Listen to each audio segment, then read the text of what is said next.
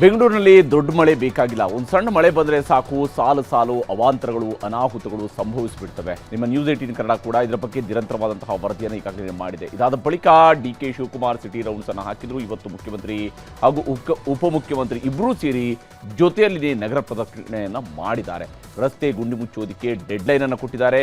ಮತ್ತೆ ಏನಾದರೂ ಬೆಂಗಳೂರಿನಲ್ಲಿ ನೆರೆ ಬಂದರೆ ಅದಕ್ಕೆ ಬಿಬಿಎಂಪಿ ಅಧಿಕಾರಿಗಳೇ ಹೊಣೆ ಅಂತ ವಾರ್ನಿಂಗ್ ಕೂಡ ಕೊಟ್ಟಿದ್ದಾರೆ. ಬಸ್ ಏರಿ ಸಿಎಂ ಡಿಸಿಎಂ ಬೆಂಗಳೂರು ರೌಂಡ್ಸ್. ಮಳೆ ಹಾನಿ ಪ್ರದೇಶಗಳಿಗೆ ಭೇಟಿ ನೀಡಿ ಪರಿಶೀಲನೆ.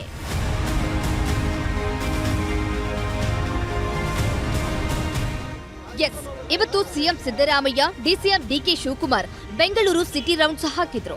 ನಗರದ ವಿವಿಧ ಪ್ರದೇಶಗಳಿಗೆ ಭೇಟಿ ನೀಡಿ ಪರಿಶೀಲನೆ ನಡೆಸಿದ್ರು. ಮೈಸೂರು ರಸ್ತೆಯ ಗಾಳಿ ಆಂಜನೇಯ ದೇವಸ್ಥಾನದ ಬಳಿಯ ರಾಜಕಾಲುವೆಯಿಂದ ಸಿಲ್ಕ್ ಬೋರ್ಡ್ ಜಂಕ್ಷನ್ ವರೆಗಿನ ರಾಜಕಾಲುವೆವರೆಗೆ ಭೇಟಿ ಕೊಟ್ಟು ಮಳೆ ತಯಾರಿ ಬಗ್ಗೆ ಅವಲೋಕಿಸಿದ್ರು. ಈ ನಡುವೆ ಗಾಳಿ ಆಂಜನೇಯ ದೇಗುಲದ ಬಳಿಯ ರಾಜಕಾಲುವೆ ಪ್ರತಿ ಬಾರಿ ಉಕ್ಕಿ ಹರಿದು ನೆರೆ ಉಂಟಾಗುತ್ತಿದ್ದು, ಇದಕ್ಕೆ ಪರ್ಯಾಯವಾಗಿ ಹೊಸ ಕಾಲುವೆ ನಿರ್ಮಿಸಲು ಸಿಎಂ ಸೂಚನೆ ಕೊಟ್ಟರು. ಇದಕ್ಕೆಂದೇ ಸ್ಥಳದಲ್ಲಿ 11.5 ಕೋಟಿ ಅನುದಾನವೂ ನೀಡಿದ್ದಾರೆ. ಜೊತೆಗೆ ನೆರೆ ಉಂಟಾದ್ರೆ ಬಿಬಿಎಂಪಿ ಇಂಜಿನಿಯರ್ಗಳನ್ನೇ ಹೊಣೆ ಅಂತ ಎಚ್ಚರಿಕೆ ಕೊಟ್ಟರು. ಅಲ್ಲಿ ಕಾರ್ಪೊರೇಷನ್ ಇಂಜಿನಿಯರ್ಸ್ಗಳೇ ಇರ್ತಾರೆ.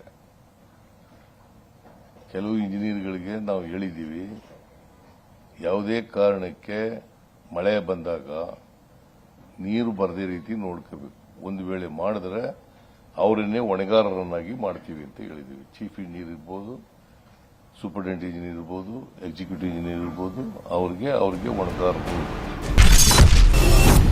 ರಸ್ತೆ ಗುಂಡಿ ಮುಚ್ಚಲು ಸಿಎಂ ಡೆಡ್ಲೈನ್. ಮೇ 31ರವರೆಗೆ ಬಿಬಿಎಂಪಿಗೆ ಗಡುವು. ಸಿಎಂ ಸಿಟಿ ರೌಂಡ್ಸ್ ವೇಳೆ ಬೆಂಗಳೂರಿನ ರಸ್ತೆಗಳ ಅಸಲಿ ದರ್ಶನ ಸಿಎಂ ಸಿದ್ದರಾಮಯ್ಯನವರಿಗೆ ಆದಂತಿದೆ.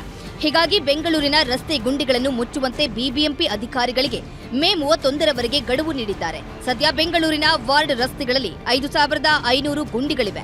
ಆರ್ಟಿರಿಯಲ್ ರಸ್ತೆಗಳಲ್ಲಿ 570 ಗುಂಡಿಗಳಿವೆ. ತ್ವರಿತವಾಗಿ ಇದನ್ನು ಕ್ಲಿಯರ್ ಮಾಡೋಕೆ ಹೇಳಿದ್ದಾರೆ ಸಿಎಂ. ಈ ಪಾಟೋಲ್ಸ್ ನ ನಿರ್ವಹಣೆ ಮಾಡಲಿಕ್ಕೆ ಒಂದು ನಿರ್ವಹಣಾ ವ್ಯವಸ್ಥೆ ರೂಪಿಸಬೇಕು ಅಂತ ಹೇಳಿದ್ದೀನಿ ನಾನು. ಪಾಟೋಲ್ಸ್ಗಳು ಇದು ಸುಮ್ಮನೆ ಇದ್ಬಿಡೋದಲ್ಲ, ಒಟ್ಟಿಗೆ ಒಂದೇ ಸಾರಿ ಮಾಡೋದಲ್ಲ. ಮಳೆ ಬಂದಾಗ ಅಥವಾ ಇನ್ಯಾವುದೋ ಸಂದರ್ಭ ಮಾಡೋದು. ಯಾವ್ಯಾವಾಗ ಪಾಟೋಲ್ಸ್ ಆಯ್ತವೆ ಕೂಡಲೇ ಮಾಡಬೇಕು. ಬ್ಯಾಟರಿ ಆಗ್ತವೆ ಕೂಡಲೇ ಅದನ್ನ ರಿಪೇರಿ ಮಾಡತಕ್ಕಂಥ ಕೆಲಸವನ್ನು ಮಾಡಬೇಕು. ರಾಜಕಾಲುವೆ ಒತ್ತುವರಿ ತೆರವು ಮಾಡಲು ಆದೇಶ. ಬೆಂಗಳೂರಲ್ಲಿ ನೆರೆಯಾಗಲು ಮುಖ್ಯ ಕಾರಣವೇ ರಾಜಕಾಲುವೆ ಒತ್ತುವರಿ. ಹೀಗಾಗಿ ಎಲ್ಲೆಲ್ಲಿ ರಾಜಕಾಲುವೆ ಪತ್ತೆ ಮಾಡಲಾಗಿದೆ ಅವುಗಳನ್ನು ಆದಷ್ಟು ಬೇಗ ತೆರವು ಮಾಡುವಂತೆ ಡಿಸಿಎಂ ಬಿಬಿಎಂಪಿ ಅಧಿಕಾರಿಗಳಿಗೆ ಸೂಚನೆ ಕೊಟ್ಟಿದ್ದಾರೆ.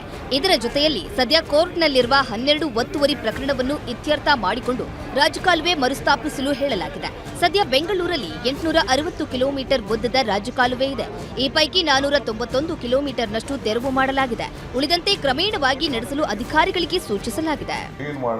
ಕನ್ಸ್ಟ್ರಕ್ಷನ್ ಮಾಡಕ್ಕೆ, ಸ್ಟಾಮ್ ವಾಟರ್ ಡ್ರೈನ್ ಕಟ್ಟಕ್ಕೆ ಮಾಡ್ತೀವಿ. ಎಲ್ಲ ಕಡೆನೂ ನಾರ್ತ್ ಸೌತ್ ಎಲ್ಲೆಲ್ಲಿ ದೊಡ್ಡ ದೊಡ್ಡ ಕೆರೆಗಳಿದೆ ಅದಕ್ಕೆಲ್ಲ ಹೋಗ್ಬೇಕು ಅಂತ.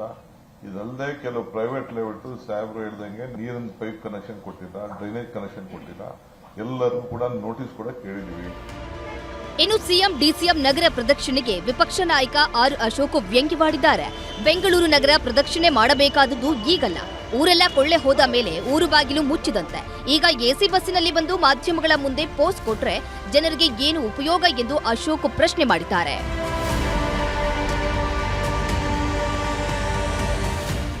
ಈ ಮಧ್ಯೆ ಮೈಸೂರಿನಲ್ಲಿ ಮಾಜಿ ಸಿಎಂ ಕುಮಾರಸ್ವಾಮಿ ಮಳೆ ಹಾನಿ ಪ್ರದೇಶಕ್ಕೆ ಭೇಟಿ ನೀಡಿ ಪರಿಶೀಲನೆ ನಡೆಸಿದರು. ಗೊರಹಳ್ಳಿ ಗ್ರಾಮದ ಶಿಲ್ಪಾ ಎಂಬ ರೈತ ಮಹಿಳೆಗೆ 50,000 ರೂಪಾಯಿ ಧನ ಸಹಾಯ ಮಾಡಿದರು.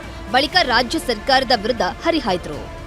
ಇವತ್ತು ಮುಖ್ಯಮಂತ್ರಿಗಳಿಗೆ ಜವಾಬ್ದಾರಿ ಇದ್ದರೆ, ಇವತ್ತು ಕಂದಾಯ ಸಚಿವರಿಗೆ ಜವಾಬ್ದಾರಿ ಇದ್ದರೆ ತಕ್ಷಣ ಇವತ್ತು ಹಲವಾರು ಪ್ರದೇಶದಲ್ಲಿ ಯಾವ ಪ್ರಮಾಣದಲ್ಲಿ ನಷ್ಟ ಆಗಿದೆ ಅದೆಲ್ಲ ಒಂದು ಅಂದಾಜು ಮಾಡಬೇಕಲ್ಲ. ನಮ್ಮ ರೈತರನ್ನ ಸಂಪೂರ್ಣವಾಗಿ ನೆಲ ಕಟ್ಟತಕ್ಕಂಥ ಒಂದು ವಾತಾವರಣ ನಿರ್ಮಾಣ ಮಾಡೋದೇ ಇವರ ಸಾಧನೆಗಳು ಅಂತಕ್ಕಂಥದ್ದು ನನ್ನ ಅಭಿಪ್ರಾಯ. ಮೈಸೂರು ಜಿಲ್ಲೆ ಪಿರಿಯಾಪಟ್ಟಣದಲ್ಲಿ ನೆರೆ ವೀಕ್ಷಣೆಗೆ ಮಾಜಿ ಸಿಎಂ ಹಾಗೂ ಸಚಿವ ಹಾಗೂ ಸ್ಥಳೀಯ ಶಾಸಕರ ಮಧ್ಯೆ ಪೈಪೋಟಿ ನಡೆದಿದೆ. ಕುಮಾರಸ್ವಾಮಿ ಭೇಟಿ ವಿಚಾರ ತಿಳಿದ ಸಚಿವ ಹಾಗೂ ಪಿರಿಯಾಪಟ್ಟಣ ಶಾಸಕ ಕೆ ವೆಂಕಟೇಶ್ ಎಚ್ಡಿಕೆ ಬರೋ ಮೊದಲೇ ಅವರು ಭೇಟಿ ನೀಡಲು ನಿರ್ಧರಿಸಿದ್ದ ಸ್ಥಳಗಳಿಗೆ ಭೇಟಿ ನೀಡಿ ನೆರೆ ವೀಕ್ಷಣೆ ಮಾಡಿದ್ದಾರೆ. ಅತ್ತ ವಿಜಯನಗರ ಜಿಲ್ಲೆಯಲ್ಲಿ ಕಳೆದೊಂದು ವಾರದಿಂದ ಮಳೆ ಸುರಿಯುತ್ತಿದ್ದು ಸಾಲು ಸಾಲು ಅವಾಂತರ ಆಗಿವೆ.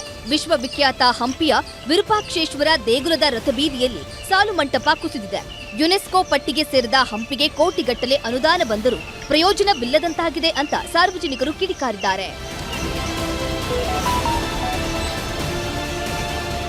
ಒಟ್ಟಾರೆ ಮುಂಗಾರು ಮಳೆಗೆ ಬೆಂಗಳೂರು ಹೇಗೆ ಸಿದ್ಧವಾಗಿದೆ ಎಂಬುದರ ಬಗ್ಗೆ ಸಿಎಂ ಸಿದ್ದರಾಮಯ್ಯ ಹಾಗೂ DCM DK Shivakumar city rounds ಮೂಲಕ ಮಾಹಿತಿ ಕಲೆ ಹಾಕಿದ್ದಾರೆ.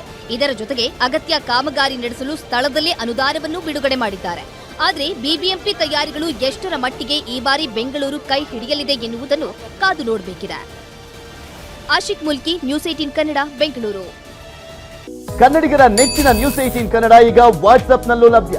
ಕರ್ನಾಟಕ, ದೇಶ ವಿದೇಶಗಳ 360 ಡಿಗ್ರಿ ಸುದ್ದಿಯ ವಿವರಗಳನ್ನ ನಿಮ್ಮ ಕೈ ಬೆರಳುಗಳಲ್ಲೇ ಪಡಿಲಿಕ್ಕೆ ಈ QR ಕೋಡ್ ಅನ್ನ ಸ್ಕ್ಯಾನ್ ಮಾಡಿ ನಮ್ಮ ಚಾನಲ್ ಫಾಲೋ ಮಾಡಿ, ನೋಟಿಫಿಕೇಶನ್ ಆನ್ ಮಾಡಿ.